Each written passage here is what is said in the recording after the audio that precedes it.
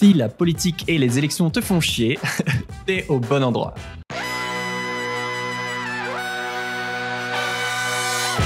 Bienvenue dans Soif de Sens, l'émission des humains qui changent le monde. Chaque semaine, je reçois un invité écolo, féministe ou solidaire pour t'aider dans ta quête de sens. Et aujourd'hui, on accueille Jean Massier de l'émission Backseat pour parler de comment ce mec arrive à passionner pour la politique des gens qui en sont dégoûtés. Salut Jean. Salut. Ça fait trop du bien d'avoir quelqu'un qui a un bon micro. Merci. Ah, c'est bien le micro. Ah ouais, bah, j'ai du matos, hein, c'est mon métier. Comme toi. Oui, ça change des gens super connus qui sont à la ramasse. Ouais. Alors, je te présente en 10 secondes. Toi, ce qui t'inspire, c'est de rendre la politique accessible, compréhensible, et je pense un peu fun aussi, principalement auprès des jeunes, mais pas que, voilà, qui sont déçus de la politique. Et pour ça, donc, je crois que tu es le plus gros streamer français sur Twitch, qui fait autre chose que du jeu vidéo avec 150 000 abonnés. Et toi, tu parles de politique, donc partout sur les réseaux sociaux, mais notamment sur Twitch, ouais. Où tu as notamment créé l'émission d'actu politique Backseat, où tu as reçu plein de candidats à la présidentielle, Jadot, Pécresse, Jadot, n'importe quoi. J'ai fait un mix. Jadot, Mélenchon, Pécresse, etc. Mélenchon, on l'a pas encore reçu. Et a priori, on n'aura pas le temps avant le premier tour. On a reçu plusieurs membres de son parti, la France Blast, Insoumise. Oui, avec Blast, on a fait une autre interviewé, émission. Mais oui, ok. Ouais. Pour te donner une idée, moi c'est vrai que j'ai une audience qui me ressemble et qui doit ressembler un peu à ton public, qui au départ est plutôt dégoûté, voire désintéressé de la politique, mais qui revient à travers l'écologie, à travers le féminisme, parce que on se rend bien compte que tout ça est politique et que ça façonne nos vies et que si on veut changer les choses, il faut passer par ça. Pour commencer, tu as été collaborateur politique pour plein d'élus différents pendant quelques années. T'écrivais des discours politiques notamment, jusqu'aux attentats de Charlie Hebdo en 2015. Tu peux nous raconter ce qui s'est passé dans ta tête ce jour-là ? Avant de travailler dans des cabinets politiques, moi j'étais militant associatif quand j'étais au lycée et à la fac, et je militais dans plusieurs structures associatives étudiantes. À peu près 48 associations. Ouais, beaucoup. J'étais responsable associatif dans des assos nationales, et donc je militais notamment pour la liberté de la presse lycéenne. Il y a une association qui s'appelle Jet d'encre, et il se trouve qu'avec cette asso, j'avais croisé la route à plusieurs reprises de Charlie Hebdo. De Charb notamment, avec qui on avait échangé, que du coup j'avais un tout petit peu fréquenté. Mais vraiment un lien perso, quoi. Et donc le jour de l'attentat, donc c'est plusieurs années plus tard, moi je suis collaborateur de cabinet dans un ministère. J'écris les discours d'une des ministres les plus importantes du gouvernement. Je porte des costumes et des cravates. C'était Marisol Touraine, c'est ça ? C'était Marisol Touraine à l'époque, qui était ministre des Affaires sociales, de la santé et des droits des femmes. Okay. Des gros dossiers. Ouais. Et Charlie Hebdo subit un terrible attentat qui, moi, du coup, me frappe profondément au sens humain. Et du coup, ça vient frapper aussi une crise de sens. En fait, ça a aussi été un choc aux citoyens. C'est-à-dire que tu t'en souviens comme moi, 2015, c'était une année particulière parce que dans la foulée des attentats de Charlie Hebdo, il y avait une ambiance bizarre. Dans les mois qu'on suivit, tout le monde parlait de politique, mais au sens profond du terme. C'est qu'est-ce qui se passe, pourquoi ça nous arrive. Ça a été le moment où j'ai fait une espèce de crise de sens de putain, qu'est-ce que je fous en fait, qu'est-ce que je fais là, pourquoi je travaille dans un ministère, est-ce que c'est à ça que je veux que ma vie ressemble, est-ce que c'est là que je suis le plus utile, et en fait pas du tout. Ça a été le moment où j'ai compris que je voulais quitter cette manière-là de faire de la politique. Pour retrouver, tu voulais pas devenir un pro de la politique. Non, en plus moi j'avais pas d'ambition personnelle, je voulais pas devenir député, président de la République, ministre, j'ai pas de carrière, en plus j'étais collègue avec des gens qui étaient énarques, des gens qui étaient directeurs d'hôpitaux, médecins. T'as jamais voulu faire ça ? Non, je crois que t'avais échangé de... Non, moi ce qui m'intéressait c'était l'action publique, faire des trucs, fabriquer des politiques publiques, c'est ça qui m'intéressait, mais j'avais pas d'ambition personnelle. Et donc en fait, c'est que pourquoi t'es collaborateur de cabinet ministériel, il y a un moment, faut que tu penses à l'étape d'après. Soit c'est faire de la politique, devenir député, c'est te présenter à une élection, je sais pas laquelle. Soit c'est aller dans l'administration, à un poste important, chef de bureau, directeur de je sais pas quoi, d'un hôpital, d'un truc, conseil d'État, Cour des comptes. Enfin, c'est des logiques d'énarques, en fait. Et moi, je venais pas de là. Moi, je venais de l'associatif. Ouais. Truc en t-shirt, basket, on monte des projets trop cool, des festivals et tout, bonne ambiance. Enfin, tu vois, l'agite-prop associatif, quoi. Et donc, si les gens te voient sur YouTube, là, t'as le t-shirt, donc a priori, on se doute quel camp t'as choisi. Et oui, non, mais voilà, c'est ça. Moi, je voulais retourner à ça. Ce qui m'avait plu quand j'étais jeune, ce qui continue à me plaire aujourd'hui, c'est faire des trucs cool, qui ont du sens pour les gens, à ma petite échelle, avec d'autres personnes, ou tout seul, peu importe. Mais voilà. Et donc, j'ai voulu retrouver ce plaisir associatif-là, la culture du projet. Et il se trouve qu'à ce moment-là, moi, je suis un passionné de jeux vidéo depuis des années. Et il y avait la plateforme Twitch qui avait commencé à émerger en France chez les passionnés de jeux vidéo. C'est une plateforme où on diffuse des parties de jeux vidéo. Et moi, dès le jour où j'ai découvert, je suis devenu vraiment fan de cette plateforme. Elle m'apportait exactement ce que je voulais, une ambiance trop cool, avec des geeks comme moi, des passionnés de jeux vidéo qui découvrent des jeux ensemble, qui se marrent et tout. Et donc, j'étais un gros client de cette plateforme. Et donc voilà. Et donc dans les mois qu'on suivit l'attentat, au moment où tout le monde phosphore, tout le monde réfléchit et tout, bah moi c'est le moment où je réfléchis aussi avec des potes de l'associatif, justement des copains de l'associatif étudiant avec qui j'étais resté pote. Et on réfléchissait à qu'est-ce qu'on pourrait faire après les attentats de Charlie pour redonner du sens à la démocratie, comment on pourrait changer les choses. Puis je sais pas, l'heure avance, on descend des bières les unes après les autres. C'est ce que j'allais dire. Mais oui, mais comme d'habitude, c'est là qu'on a les meilleures idées quand on est un peu arraché et qu'on se dit putain, mais il faudrait trop faire ça, un festival de musique trop cool engagé avec enfin bref. Et donc on avait 1 milliard d'idées à la minute, on avait créé des projets par le passé, on avait un collectif informel qu'on avait surnommé On a failli le faire. C'était le surnom qu'on donnait à ce collectif tellement on avait eu d'idées qu'on a failli faire. Mais genre vraiment, si on avait eu un tout petit peu moins d'alcool et plus d'argent, on les aurait fait, ces projets complètement dingues, complètement cons et tout. Bon. Et moi, dans ces discussions-là avec les potes, à un moment, je leur dis, on a un vrai problème, et ça on était d'accord, on a un vrai problème avec la démocratie en France, sa manière de fonctionner, les institutions de la République, etc.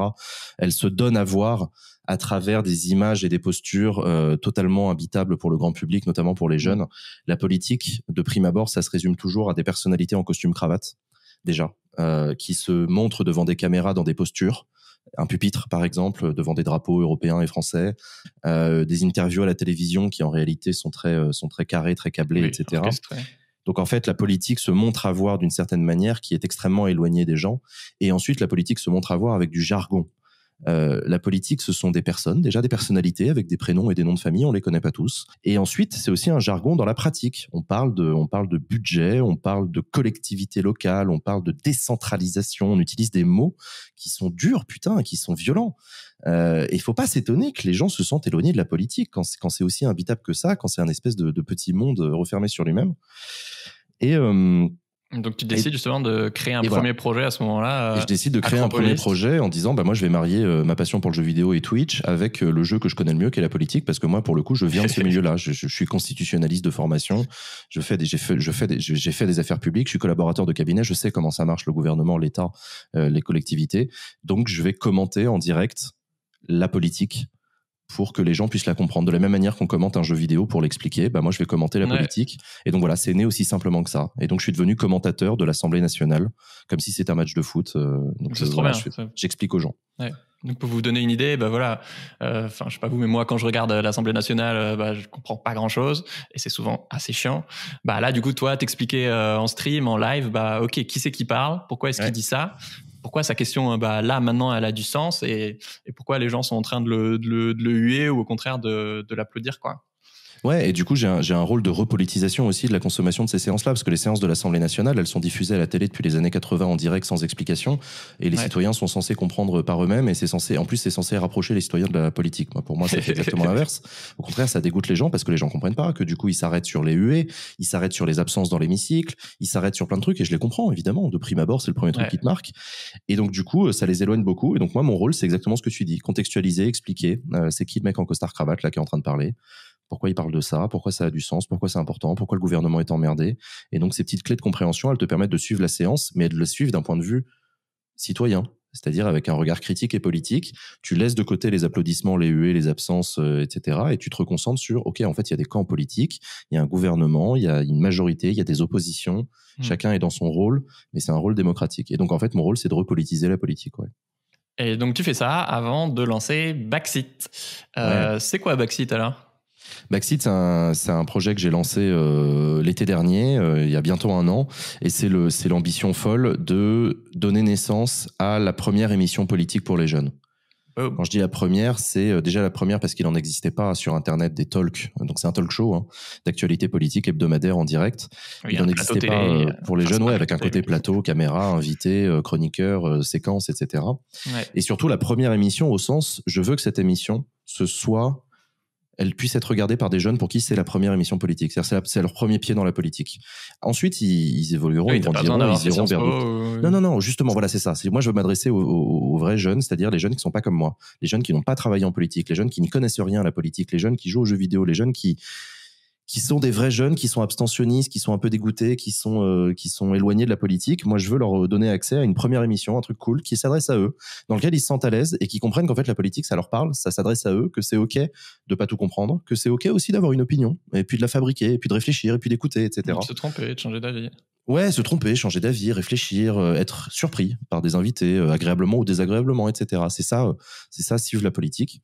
Donc voilà, Backseat, c'est ça. C'est une émission hebdomadaire tous les jeudis à 19h30 en direct sur Twitch, sur un plateau qui est un grand plateau avec du public dans la salle qui applaudit et qui rigole aux blagues, des chroniqueurs qui tiennent leur rôle de chroniqueurs, ouais, et des invités, et notamment des invités politiques. Ouais. Voilà, c'est ça, Backseat. Mais pas que, il y a aussi au début une personnalité du web, donc ça peut être... Le premier invité qu'on reçoit dans l'émission chaque semaine, effectivement, c'est un invité de la semaine qui pour le coup n'a rien à voir avec la politique. Je vais chercher des gens d'internet, donc des créateurs sur internet, des youtubeurs, des youtubeuses, des streamers, des streameuses, des instagrammeurs, des instagrammeuses, bref, ce qu'on appelle vulgairement des influenceurs ou des influenceuses.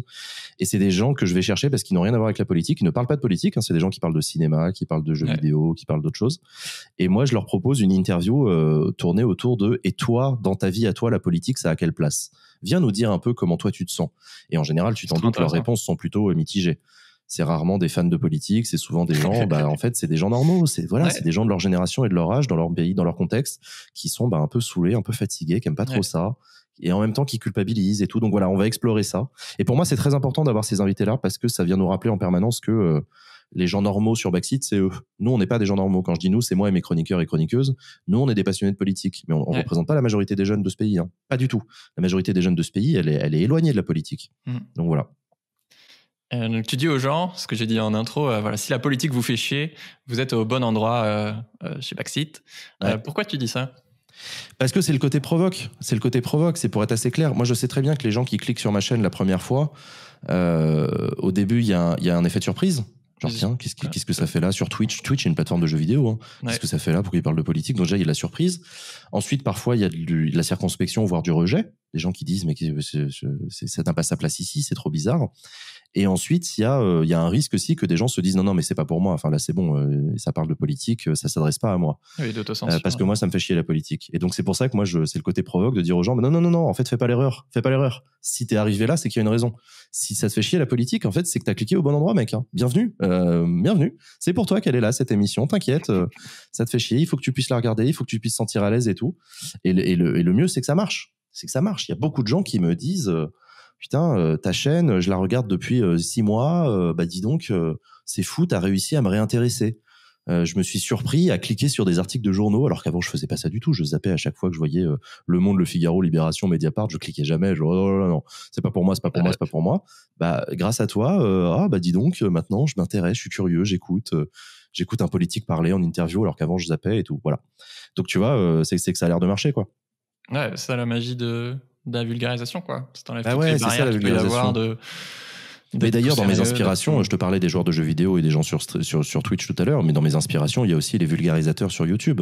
Toute cette génération des années 2012, 2014, 2015, qui ont fait des chaînes d'histoire, des chaînes de philosophie, des chaînes d'économie, des gens qui ont réussi à m'intéresser à des sujets dont je me foutais complètement avant, mais parce que c'est des jeunes, parce qu'ils sont cool, parce que leurs vidéos sont bien rythmées et sympas, et ils arrivent à me faire regarder pendant 20 minutes une explication sur Babylone. Ok, en fait, c'est hyper intéressant. Ah ouais, je savais pas. Ah ouais, d'accord. J'apprends des trucs, j'aime bien. Et voilà. Je me suis aussi inspiré d'eux. Ouais, j'étais surpris en préparant l'émission à quel point je trouve qu'il y a beaucoup de points communs un peu dans nos démarches entre Backseat et Soif de Sens, même si c'est des choses différentes, mais parce que ma ligne édito, c'est aussi de parler de trucs sérieux sans trop se prendre en sérieux. Voilà, on se tutoie, on se marre. Bon là, c'est à distance, mais avant c'était tranquille sur un canapé. Et en même temps, on peut parler de choses intimes. Et en même temps, on parle de changer le monde, de faire société autrement. Mais de choses sérieuses aussi, et c'est ce que tu dis, le sérieux, ne pas se prendre au sérieux, ça veut pas dire être sérieux dans son approche. Backseat, c'est une émission qui respecte énormément son public. On est en t-shirt, mal rasé, pas maquillé, on tutoie, on dit des gros mots, etc. Mais on a un très très haut niveau de respect pour notre public. On ne méprise pas les gens, on les prend très au sérieux. Si on se fait chier, si je puis dire, à faire une belle émission ambitieuse, etc., c'est aussi pour leur envoyer un message et leur dire, mais vous avez le droit à une émission. C'est pas de la mansuétude de notre part. Hein. Cette émission, elle est pour vous. Donc c'est probablement pareil pour toi. Ouais. Bah, de base, rien que le fait d'avoir un format long, voilà, ça incite, tu le dis aussi, à ce que vos invités, ils sortent de leur pitch répété 110 fois par jour, préparé par des agences de com. Et voilà, on a envie de voir à qui est la personne dessous. Ouais, les invités politiques, ouais. Ouais. Ouais, et que bah, on se relaxe un peu et qu'on a un peu l'impression moi on me dit souvent, bah en fait quand je t'écoute j'ai l'impression qu'on est comme avec deux potes et que alors que de l'autre côté c'est Cécile Duflot, tu vois. Mais ouais, et ça pour le coup c'est un truc qui me vient du fait que moi je connais des politiques, j'ai fréquenté des politiques, je sais qui sont ces gens, je sais à quel point ils sont humains avec tout ce que ça veut dire, de positif comme de négatif, hein. Et je sais qu'ils ne s'expriment pas du tout de la même manière devant un micro qu'autour d'un café. Moi, ça me rend dingue. Moi, ça fait des années que je fais des interviews politiques. Sur mon plateau, les politiques, ils disent des choses. Puis dès que la caméra est coupée, que je les raccompagne jusqu'à leur taxi, bah là, dans le couloir, en fait, ils me disent les choses, mais très différemment. Ils disent, non, mais putain, Jean, si tu savais, ils me cassent les couilles en ce moment. C'est infernal. J'en ai ras-le-bol. Enfin, tu vois, ils disent des gros mots, ils se lâchent, ils sont fatigués. Souvent, ils sont énervés. Parfois, ils sont méga emballés. Ils sont émus aussi. Et à chaque fois, je me dis, mais putain, cette séquence-là dans le couloir, c'est dommage qu'il n'y ait pas une caméra, c'était trop bien. C'était hyper intéressant et tout. Bref. Et donc, c'est pour ça que j'ai voulu, Backseat, c'est un contexte dans lequel on place les politiques en leur disant, ici, là, sur ce plateau, tu vas parler différemment que sur France Info. On crée un contexte, on crée une chaleur, on crée une manière qui fait que les politiques, bah, en fait, ils se lâchent. Ils disent des choses. En fait, ils disent pas des choses différentes parce qu'ils pensent toujours la même chose, ça, ils changent pas. Ouais. Mais leur manière de le dire devient beaucoup plus humaine, beaucoup plus sincère. Et c'est ça les codes de Twitch, hein. C'est la sincérité. Sur Internet, tu le sais comme moi, c'est la sincérité. Encore une fois, les trucs en costume cravate derrière un pupitre avec des micros, ça crée de l'insincérité, ça crée de la mise en scène. Surtout pour les moins de 25 ans. Et bah, sur Twitch, c'est l'endroit où tu vas pouvoir y aller un peu plus détente, quoi. Moi, je sens que tu es vraiment habité par ce que tu fais. Pourquoi ça te tient autant à cœur ? Tu fais l'amour comme c'était pas vrai. Non, mais parce que ça revient à mon militantisme quand j'étais lycéen, étudiant. Moi, j'étais militant de la jeunesse et de l'éducation populaire. Je suis un militant, je considère encore l'être aujourd'hui, de la place des jeunes dans la politique. Je considère que les jeunes n'ont pas suffisamment leur place en politique. Il y a besoin de faire de la place aux jeunes. Il y a besoin de les considérer comme des citoyens à part entière et pas comme une demi-catégorie de citoyens. Et donc, ça m'habite parce que j'ai cette exigence-là que j'ai toujours eue. Je veux faire mon maximum pour que les jeunes s'impliquent en politique et osent se considérer eux-mêmes comme des citoyens à part entière, et pour que les politiques les prennent au sérieux aussi. Et donc ça m'habite énormément. Effectivement, je suis un passionné, je suis un militant, je suis quelqu'un d'engagé. Du coup, c'est un engagement. C'est un engagement qu'on pourrait appeler citoyen si on veut. Ouais. C'est un engagement simili-associatif, c'est un engagement professionnel, c'est un engagement politique, même si on veut, d'un certain point de vue. Mais ça dit quelque chose de la démocratie. On pourra en parler si tu veux, la question de la neutralité, est-ce qu'il faut être neutre et objectif, etc. Non, ça n'existe pas. Déjà, ça n'existe pas, et ensuite, peu importe, il y a des postures éditoriales qui ont du sens, y compris des postures qui cherchent la neutralité, ça peut avoir du sens. Mais moi, j'assume un engagement en faveur d'une certaine idée de la démocratie. Les politiques doivent venir parler aux jeunes, et les jeunes doivent pouvoir venir écouter les politiques. Et ça, c'est un engagement que j'ai, que je tiens chevillé au corps, et que je garderai toujours. Ouais. Et ça sent que tu es au service de l'émission, et évidemment pas là pour faire du lèche-botte aux invités, et que vous n'avez pas peur, tu t'en parlais tout à l'heure, mais voilà, d'être exigeant sur les questions et d'oser poser des questions que dans des matinales à la radio, on poserait pas forcément. On pose moins, ou on pose différemment. Alors après, attention, je me suis toujours abstenu de poser Backseat comme une alternative. Genre, ce serait un média alternatif, soi-disant contre les médias traditionnels. Non, pas du tout. Chaque média a sa propre logique, ses propres tensions, ses propres faiblesses et ses propres avantages. Les télés, les radios jouent leur rôle. Je connais beaucoup d'équipes de télé et de radio qui font un travail formidable dans les rédactions pour essayer au maximum de faire les émissions que eux estiment être les plus intéressantes.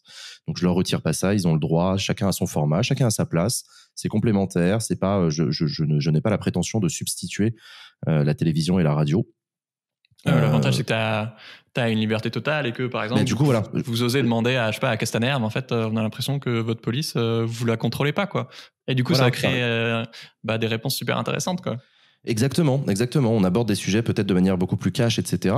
Et tu l'as dit, évidemment, on refuse totalement d'être lèche-bot de nos invités politiques. On n'est pas au service de nos invités politiques. Moi, je l'ai déjà dit à plusieurs reprises, les invités politiques, je suis pas là pour leur faire plaisir à eux.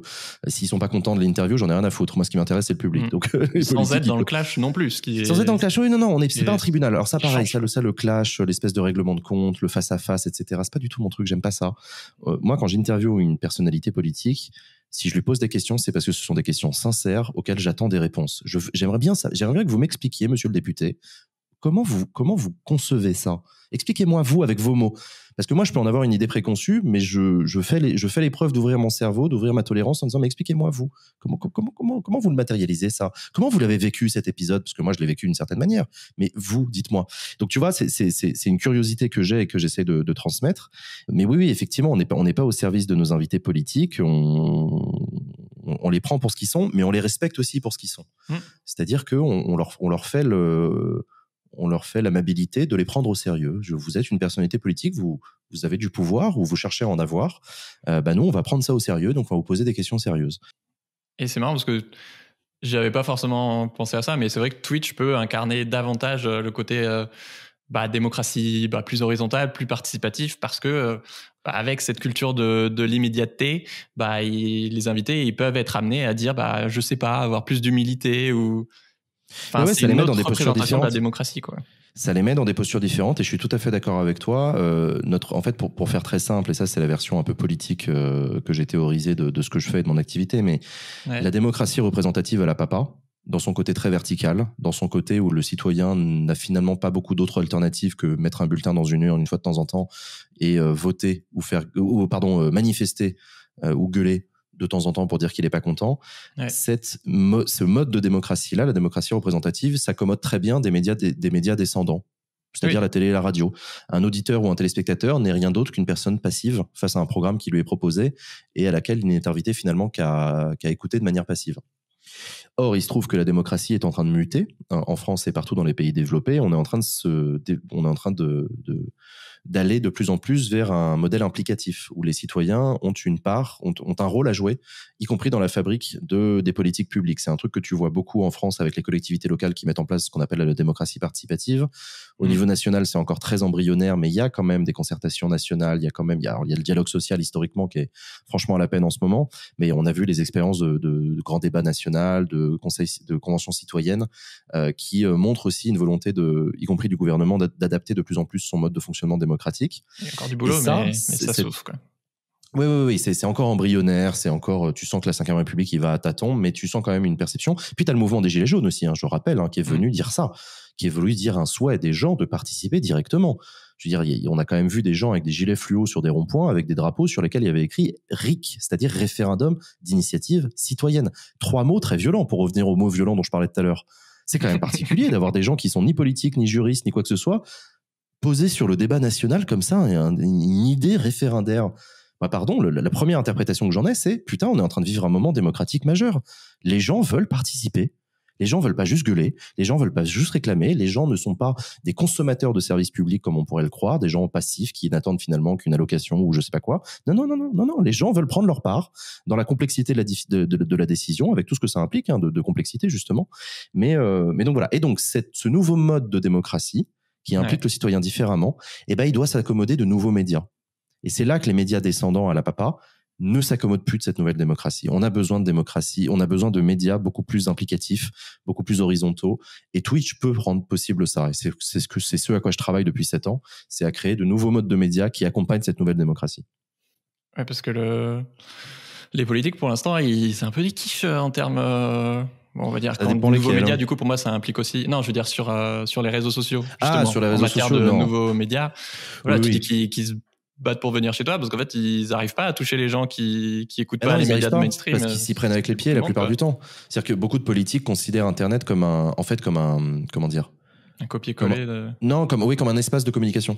C'est-à-dire que quand eux, ils disent toucher les gens, ça me fait marrer, parce que les politiques, quand ils disent toucher les gens, avec des guillemets, ça veut dire pour eux, leur faire passer mes idées, leur dire ce que moi je pense. Et c'est très gentil, merci monsieur, mais en fait, sur Internet, toucher les citoyens, ça veut dire aussi demander aux citoyens, et vous en pensez quoi? Je n'ai jamais vu un politique demander à des citoyens, et vous, dites-moi ce que vous en pensez. Un politique, c'est fait pour parler. En démocratie représentative, un élu, c'est quelqu'un qui va déclamer un discours. T'as vu, il y a des meetings et tout. On est très peu implicatif dans notre manière de concevoir nos propres cheminements politiques. Ouais. Et donc, les politiques, effectivement, ils débarquent sur Internet en se disant, je vais expliquer aux gens ce que je pense et ils vont me suivre. Et en fait, pas du tout. Ça marche pas comme ça. Donc, voilà. Je me rappelle quand j'ai interviewé Ruffin, il y a Ruffin qui vient chez moi sur mon canapé, je suis là, attends, qu'est-ce qui se passe en fait? Et j'étais là, mais pourquoi vous avez accepté? Et il me disait qu'il était trop content parce que il savait qu'il allait avoir des questions différentes, qu'il s'adressait à une communauté Internet à laquelle il n'avait pas accès d'habitude et que il y a de plus en plus de médias maintenant qui jouent ce rôle-là et que les médias tradis ont moins de pouvoir, quoi. Et ils savent pas le faire, les médias tradis, ils n'ont pas le savoir-faire. Et puis, par ailleurs, ils n'ont pas aussi la dimension technique, ils ne la maîtrisent pas. La télévision et la radio sont incapables de faire de l'interaction. Alors, la radio le fait avec le téléphone depuis des décennies, mais c'est à peu près le bout du monde. Hein. Ils n'arriveront jamais à faire beaucoup plus. Donc, déjà, d'un point de vue technologique, on a une longueur d'avance et d'un point de vue éditorial aussi. Moi, ça m'a toujours un peu énervé, ça, l'idée de dire que le chat, c'est un générateur de questions. Beaucoup de médias classiques, quand ils travaillent avec moi, ils me disent, on pourra avoir des questions du chat, on pourra avoir des questions. Et moi, je leur dis toujours, mais arrêtez d'attendre des spectateurs qui posent des questions. C'est pas une conférence de presse. Un spectateur c'est un journaliste. Il n'a pas vocation à poser des questions. Il a des choses à dire. Il a des réactions à apporter. Donc, non, arrêtez de demander des questions aux gens. Ça m'énerve, ça. Est-ce que tu as des anecdotes ou des histoires d'abonnés à nous raconter ? J'en ai 1 milliard, parce qu'il se trouve que mes abonnés, je suis assez proche d'eux avant le Covid, avant la guerre. Je les rencontrais régulièrement. Je faisais des apéros, j'allais dans les villes, à Lyon, à Strasbourg, à Nantes, etc., à Toulouse et tout. Je suis allé rencontrer mes abonnés et donc je discute beaucoup avec eux. Je te disais tout à l'heure qu'il y en a quand même pas mal qui ont changé leur regard sur la politique grâce à ma chaîne. Donc ça, déjà, j'en suis très content. C'est des gens qui sont devenus intéressés alors qu'ils étaient peu avant. J'ai aussi eu des gens, et ça, j'étais très ému, des gens qui m'ont, en 2020, des gens de ma chaîne qui ont été élus aux élections municipales, tu sais, conseillers municipaux dans leur patelin ou dans leur ville. T'as créé des vocations, quoi. Bah ouais, ils m'ont envoyé des messages pour me dire merci, grâce à toi, je me suis intéressé, je me suis présenté et ça y est, je suis conseiller municipal. Et c'était des jeunes en plus ? Mignon. Ouais, en général des jeunes, moins de 30 ans, tu vois. Et je me disais, c'est cool, ça me fait plaisir, alors que je vous ai jamais dit de vous présenter à des élections. Hein. Moi, faites ce que vous voulez. Moi, j'ai toujours dit, faites ce que vous voulez. Je n'incite même pas les gens à voter, d'ailleurs. Faites ce que vous voulez. Je m'en fous. Enfin, je m'en fous pas, discutons-en, ça m'intéresse. Mais moi, il y a des gens qui votent toujours pas, mais au moins, ils savent mieux pourquoi. Exactement. Moi, ça me convient. Les abstentionnistes, je n'ai aucun problème avec eux. Les abstentionnistes ne sont pas des mauvais citoyens. Les abstentionnistes ne sont pas des citoyens. Ils ont leur place, ils ont leur mot à dire. Et moi, ça m'intéresse de discuter avec eux. Donc voilà. Donc ouais, j'ai reçu des messages de gens qui ont été élus. J'ai reçu des messages de gens qui m'ont dit qu'ils avaient fait des réorientations professionnelles ou des réorientations étudiantes pour se diriger vers des métiers qui se rapprochent de la fonction publique ou de la politique. À chaque fois, je me dis, c'est cool, ça me fait plaisir. C'est sympa. Dans quelques jours, on va élire un ou une nouvelle présidente en France. Alors, si vous écoutez cet épisode après les élections, vous inquiétez pas. Voilà, cet épisode est volontairement pas centré sur l'actu des élections. Vous allez quand même kiffer le reste. Mais j'en parle parce que l'écologie était quasiment absente de cette campagne. Le climat représentait à l'époque que 3% des sujets dans l'actu. Et du coup, vous avez, avec les assos de l'affaire du siècle, vous avez organisé le débat du siècle pour interviewer les candidats à la présidentielle sur leur programme écolo. Exactement.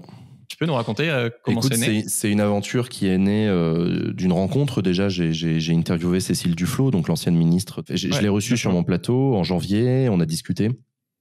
Et dans la discussion, elle m'a dit, tu sais, on a un vrai problème, on parle pas assez de climat dans cette élection. Et les médias nationaux refusent d'organiser un débat parce que les ONG avaient demandé aux télé, aux radios d'organiser un débat sur le climat. Maintenant, elle est directrice d'Oxfam qui est derrière. Absolument, oui, pardon, j'aurais dû préciser. Elle fait partie de l'affaire du siècle puisqu'elle est directrice d'Oxfam France, une des ONG du collectif de l'affaire du siècle.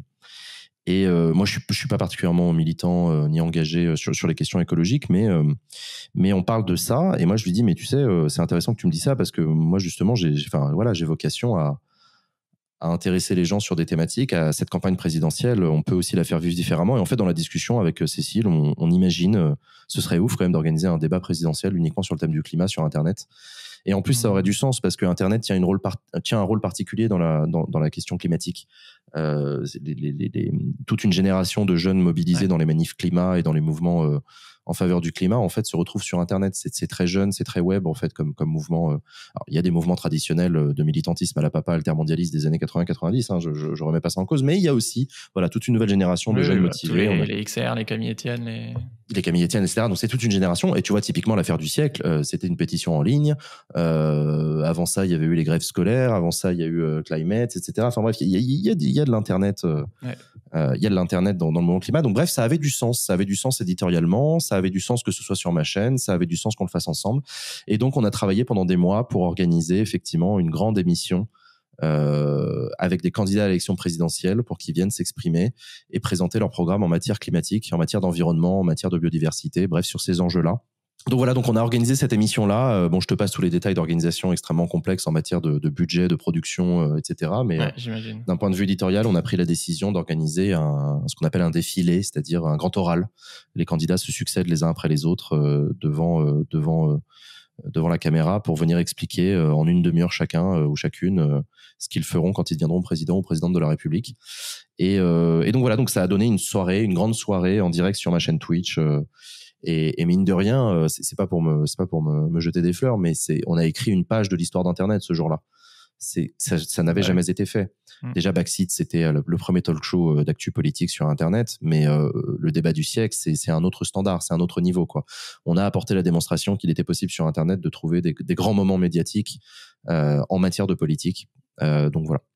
Aussi parce que les médias tradis font pas leur boulot, quoi. Et il y a aussi ça, il y a aussi une démission des médias traditionnels qui, pour des raisons et pour des logiques qui leur sont propres, voilà, font le choix d'aborder d'autres types de sujets. Alors, on a vu que la plupart du temps, malheureusement, c'est les ONG, c'est qui sont responsables de l'organisation des débats politiques ou des grands oraux sur des sujets particuliers. On avait vu la Fondation Abbé Pierre sur le logement, on avait vu la Mutualité sur la santé, on avait vu même le syndicat de policiers Alliance sur la police et la sécurité. Enfin, tu vois, bon, il faut s'en réjouir d'un certain point de vue parce que ça montre qu'il y a une vitalité de corps intermédiaire dans ce pays, malgré le mépris dont ils font preuve de la part des gouvernants successifs. Néanmoins, c'est un peu inquiétant parce que bon, il y a une déconnexion entre les médias traditionnels et les grands médias, comme on dit, les médias dominants, et les attentes des citoyens. Parce que c'est aussi ça qu'il faut dire, c'est-à-dire que je l'ai toujours pas dit alors qu'on parle de l'affaire du siècle, et du débat du siècle, mais parler de climat dans un débat présidentiel, ce n'est pas un caprice d'écolo. C'est pas notre thématique à nous, on aimerait bien qu'on en parle plus. Non, c'est une thématique que les gens veulent qu'on aborde. Dans toutes les enquêtes d'opinion, la question du dérèglement climatique fait partie du top des priorités des jeunes. Donc c'est bien la moindre des choses que les candidats s'expriment sur ce sujet. Et donc ce serait bien, dans un monde idéal, ce serait bien la moindre des choses que les journalistes leur posent des questions sur ce sujet-là, voire organisent des émissions spéciales. Bon, comme ils le font pas, nous on le fait nous-mêmes. Et du coup, maintenant que c'est fini, du coup, je crois qu'on peut retrouver les vidéos sur YouTube ou sur ton Absolument, Twitch. c'est visionnable, ouais. C'est visionnable par tout le monde, c'est ouvert à tous, voilà. Toi, qu'est-ce que tu retiens de cette aventure-là ? C'est compliqué parce que moi, j'ai joué le rôle de producteur, j'ai joué le rôle d'animateur, de diffuseur aussi. Écoute, j'en retiens que, contrairement à ce qu'on peut penser, tous les politiques ont des propositions à faire en la matière. Hein. Faut pas croire que les candidats à l'élection présidentielle passent sous silence ces enjeux-là dans leur programme. Donc, dont acte, ils ont des choses à dire sur le sujet. On a des propositions assez différentes les unes des autres. Les personnalités politiques, les candidats à l'élection présidentielle qu'on a reçus ont tous, je crois, conscience de l'enjeu. Okay. Mais pour autant, ils n'arrivent pas à être précis dans le fait de dessiner un horizon. Okay. C'est fou, hein. On leur posait la question à quoi ressembleront nos vies, y compris quotidiennes, y compris pratico-pratiques à la fin de votre quinquennat ou dans 10 ans, la neutralité carbone en 2050, vous l'imaginez comment? Pour vous, la France, ça ressemble à quoi? Et en fait, ils n'arrivent pas à le décrire. Ils n'arrivent pas à le décrire. Tu sens qu'ils, très rapidement, ils vont dans des trucs assez techniques, ils vont dans des trucs sur le logement, sur l'agriculture, sur le transport, etc. Mais ça reste assez virtuel dans leur esprit. Donc ouais. Alors par contre, c'est tous les champions pour dénoncer ce qui est fait ou ce qui n'est pas assez fait aujourd'hui. Alors ça, c'est sûr, ils peuvent en faire des caisses. Ça, c'est un problème d'intervieweur politique. Hein. Un politique, c'est toujours le meilleur pour t'expliquer à quel point ce qui est fait en ce moment, c'est n'importe quoi. Mais explique-moi toi ce que tu feras. Là, tout de suite, ça devient plus flou, plus voilà, on mettra en place une nouvelle il faut qu'on réfléchisse, c'est le Yaka Faucon, il faut qu'on réfléchisse, il faut qu'on mène une réflexion. Non, mais en fait, la question, c'est pas une réflexion, là, c'est une action. Donc, la réflexion, t'aurais déjà dû l'avoir. Voilà, tu vois. Donc voilà, c'est très philosophique, il faut qu'on repense un modèle de développement et tout. Ok, très bien, j'ai toujours pas compris ce que ça voulait dire, mais ok, très bien. Enfin bref, tu vois ce que je veux dire. Donc bon, je suis évidemment resté sur ma faim, sur le fond, même si je suis quand même aguerri maintenant, donc je savais à quoi m'attendre, donc c'est pas non plus une grosse déception. Mais voilà, et je retiens aussi de cette aventure, de l'affaire du siècle, que les politiques, quand on leur donne l'occasion de s'exprimer sur le sujet, ils la saisissent. Dont acte. Et je leur en suis reconnaissant. Voilà, nous, on a fait notre maximum pour qu'ils acceptent de venir. Ils ont, pour la plupart d'entre eux, accepté de venir. J'en suis heureux. Ça montre que les politiques sont aussi des gens sincères qui veulent parler aux gens et essayer de leur montrer, c'est pas que de la com, tu vois, il y a aussi un fond de conviction. Ouais. Je regrette néanmoins que le président de la République n'ait pas souhaité venir. Il a exprimé un refus à notre invitation. Dommage pour lui. Non, il n'a pas dit pourquoi. Voilà. Il y a des raisons qui peuvent s'entendre d'un point de vue de sécurité, guerre en Ukraine, etc. Un président de la République en exercice a du boulot. Je veux bien l'accepter. C'est des raisons que je peux accepter. Mais là, j'ai senti une forme de refus d'obstacle. Ouais. Je le regrette. Côté public, du coup, on en a parlé tout à l'heure, mais c'est vrai que on pourrait dire que les jeunes, ils s'en fichent de la politique, alors que pas du tout, justement. En fait, non. En fait, la politique, le mot politique désigne des réalités différentes. En fait, quand tu dis la politique, et j'en veux pas aux gens, hein, mais la plupart des gens voient les élections, déjà. Et pour eux, la politique, c'est normal, c'est le seul moment où on fait appel à eux. Donc voilà. Donc pour eux, c'est les élections. Et ensuite, c'est les personnalités politiques. La politique, ce sont des politiques au sens d'hommes et de femmes politiques. Donc ils ont des visages en tête. Le président de la République, des députés, les anciens, les futurs, les machins et tout. Et ensuite, les gens voient beaucoup dans la politique les intrigues politiques. Donc dans l'intrigue, tu as les enjeux de parti, les alliances, les désalliances, les unions, les désunions, les fâcheries, etc. Les affaires aussi, beaucoup. Ouais, voilà, les scandales, les machins et tout. Bon. Et donc, les gens ont cette perception-là de la politique. Sauf qu'en réalité, quand moi, je prononce le mot la politique, je désigne quelque chose de beaucoup plus large que ça, qui est ce qu'on pourrait appeler la vie publique. Donc, ça implique l'exercice du pouvoir au niveau national, européen, local et mondial. Ça implique des méthodologies d'organisation de notre système économique, social. Ça va jusqu'à l'intime, la famille, votre vécu, notre vécu, nos moyens de transport, notre manière de faire la fête, notre manière de concevoir la place du travail dans la vie, etc. En fait, la politique, c'est très large. Alors, je vais pas jusqu'à dire que tout est politique, comme le défendent les marxistes, etc. À la limite, pourquoi pas, je peux l'entendre et je peux le comprendre, c'est une logique, mais toujours est-il que la politique, ça dépasse de très très loin le seul enjeu de savoir qui c'est qui sera le futur président. Ça ne veut pas dire que c'est pas important, mais ça veut dire que la politique, c'est beaucoup plus large que ça. Oui, c'est juste la partie émergée de l'iceberg. Et en plus, moi, j'ai une approche très institutionnelle de la politique parce que je suis le Parlement, le gouvernement, etc. Donc, moi, la politique, c'est au quotidien et c'est beaucoup plus profond que seulement les enjeux. Et donc, c'est vrai, quand on dit les jeunes se désintéressent de la politique, en fait, c'est pas vrai. Les jeunes se désintéressent du landerneau politique parisien et des embrouilles de partis politiques et des élections. Oui, c'est vrai, les jeunes, mais pas que les jeunes, hein, les Français, il y a un divorce, il y a une crise de la démocratie, comme on dit un peu facilement, qui dénonce ça. Les gens en ont marre, n'aiment pas ça, la personnification, etc. Bon. Mais pour autant, la politique, dans ce qu'elle a de fondamental, en fait, ça passionne les gens. Les gens sont passionnés par ça, les jeunes Français. Enfin, je veux dire, on est un peuple très politique, les Français, les Européens de manière générale, mais même les autres peuples du monde. Je ne dis pas ça pour être méprisant avec les autres, mais on s'intéresse à la politique. Le climat, c'est hyper intéressant. La question du travail, la question de l'orientation. Le Covid, c'est un des moments les plus politiques qu'on a vécu, avec toute sa fatalité. Pour reprendre les mots du président de la République, c'est le retour du tragique dans l'histoire. Il a pas tort.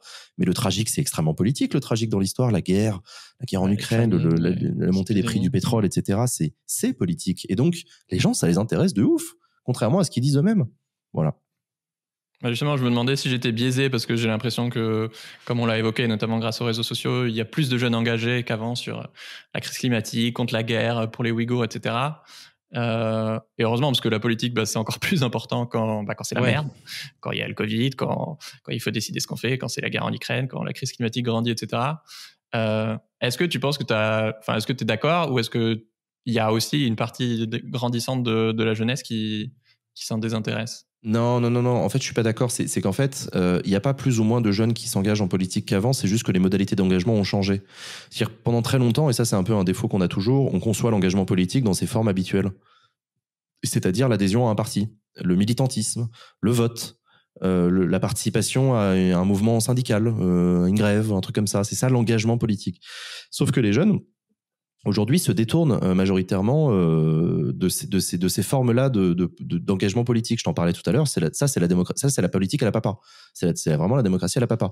Les jeunes aujourd'hui sont très engagés, mais ils sont engagés différemment. Ils s'engagent dans leur comportement individuel, déjà. Leur méthode de consommation, leur réflexion dans leur manière de respecter ou pas les femmes autour d'eux. Oui, les jeunes ça peut aussi être à moitié dépolitisé, ça. Alors, c'est ça, c'est là où on en vient, c'est qu'il y a beaucoup de jeunes qui vivent ça comme des moments dépolitisés, alors qu'en fait, c'est très politique. C'est pour ça que je te dis que la question de savoir si les jeunes sont engagés ou pas, en fait, faut pas leur poser la question. Parce qu'il y a plein de jeunes qui vont dire non, je suis engagé dans rien du tout, parce que eux, dans leur tête, tu viens d'allumer la petite lampe adhésion à un parti.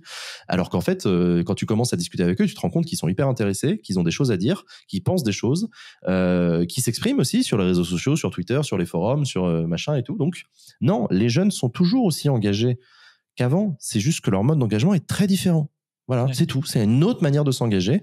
Et il y a des jeunes qui s'abstiennent et qui sont adhérents d'aucun parti, mais qui par contre sont méga présents dans des mouvements genre Marche Climat, dans des mouvements sur Internet, qui signent des pétitions, qui s'engagent, qui dans des chats ou sur Twitter ou sur n'importe quel réseau social vont dire des trucs, soutenir les Ukrainiens, un petit drapeau à côté de ton pseudo pour soutenir les Ukrainiens. Pardon, mais pour moi, c'est un geste politique. Alors, c'est pas grand-chose, mais ça dit quelque chose de ta manière de te concevoir. Donc, pour moi, ça, c'est des gens qui s'engagent. C'est vrai, il y a plus de... tu me renvoies vraiment à mon parcours de micro-engagement et de... Ouais, mais alors, micro-macro, faut faire gaffe aussi, mais ouais, je suis d'accord avec toi. Ouais. Je me demandais, toi qui commente les débats soporifiques de l'Assemblée ou avec Backseat, selon toi, qui a le plus gros écart entre ce qu'il dit et ce qu'il fait dans les politiciens et politiciennes? Ils ont tous beaucoup d'écart, parce qu'en fait, la question de faire quelque chose, c'est quand tu es au pouvoir seulement. Donc, tu ne peux comparer les discours avec le réel qu'une fois que les personnes sont au pouvoir. Et c'est de ce point de vue-là, d'ailleurs, que les gouvernements sont souvent déceptifs ou décevants pour les électeurs. Ou avec leur vote, quoi. Ouais, ou avec leur vote, ou avec leur prise de position. Mais par exemple, le François Hollande, qui se fait élire en 2012 avec un programme engagé à gauche comme une alternative au sarkozysme, se retrouve à l'exercice mener une politique social-démocrate beaucoup plus convenable, avec des orientations qui n'étaient pas celles d'une partie de sa base électorale. Donc là, il y a une déception. Emmanuel Macron, qui se fait élire sur une logique de dépassement et de renouvellement des pratiques, de renouvellement du personnel et des pratiques. Donc ça, c'est un peu les 3 éléments de la République en marche en 2016. À l'exercice, Emmanuel Macron se trouve être un président de la Ve République tout à fait gaulien, assez classique. Il n'y a pas d'effet waouh. On n'a pas changé de régime, on n'a pas changé de système politique. Au contraire, on a même, d'un certain point de vue, c'est pire qu'avant. C'est la Ve République dans sa version dark. Donc là aussi, il y a une déception. Mais encore une fois, pour décevoir, il faut être au pouvoir. Donc les gens qui sont au pouvoir nulle part, les gens qui perdent des élections, qui sont dans l'opposition, etc., c'est très difficile de juger, de savoir s'il y a un décalage entre ce qu'ils disent et ce qu'ils font, parce qu'ils n'ont jamais l'occasion de faire. Tu présentes Backseat comme une émission pour intéresser les gens à la présidentielle, mais est-ce que ça va s'arrêter après la présidentielle ? Non, Backseat va continuer, parce qu'en fait, la présidentielle, ce n'est qu'une étape dans un mouvement politique. Ouais. Il y a les élections législatives qui arrivent au mois de juin et qui, en fait, sont la suite de la présidentielle et qui sont une suite très importante. Et ensuite, il y a l'installation de la nouvelle majorité, du nouveau gouvernement, etc. Donc, en gros, Backseat va continuer jusqu'au 14 juillet. Le 14 juillet, c'est vraiment la fin de la saison. Si on parle de saison comme au cinéma ou en sport, en fait, la saisonnalité politique, c'est l'année scolaire. La rentrée politique, c'est en septembre. Ouais. C'est la reprise de la session parlementaire, c'est la rentrée. Il y a les universités d'été aussi à la fin du mois d'août dans les partis politiques qui préparent la rentrée, justement, c'est à ça que ça sert. Et ensuite, il y a la rentrée en septembre, et ensuite, il y a le budget en novembre-décembre, et ainsi de suite. Enfin, tu vois, il y a une saisonnalité. Et le 14 juillet, c'est la fin de la saison, c'est la suspension des travaux de l'Assemblée et du Sénat pour 1 mois et demi de pause avant la reprise. Donc moi, c'est du monde, c'est ça ? Ouais, c'est ça.